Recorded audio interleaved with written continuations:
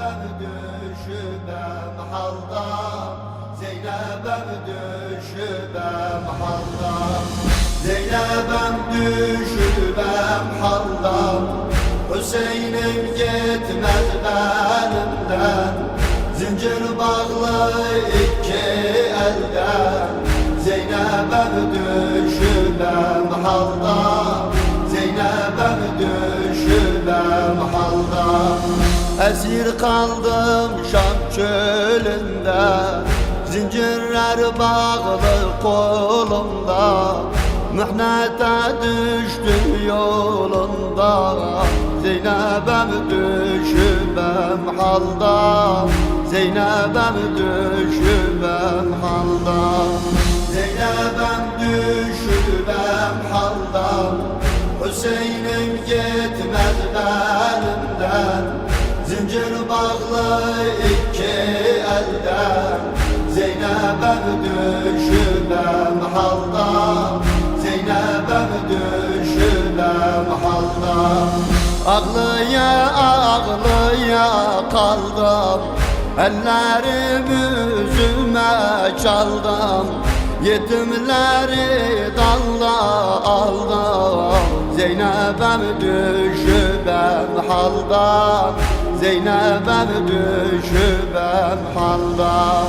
Zeynep'em düşübem halda, Hüseyin'im gitmez benimden, zincir bağlı iki elden.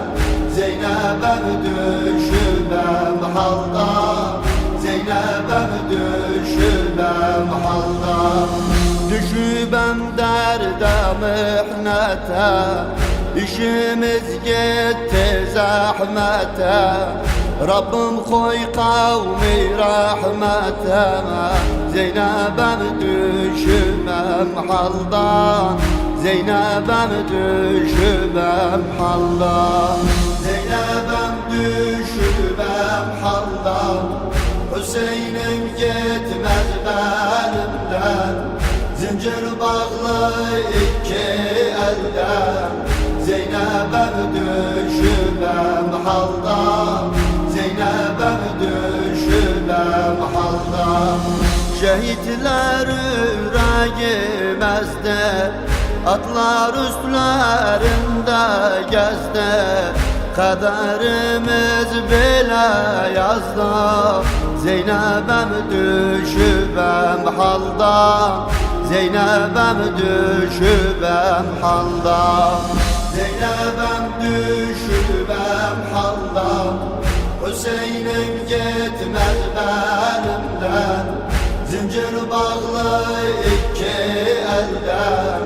Zeynep'em düşübem halda, Zeynep'em düşübem halda.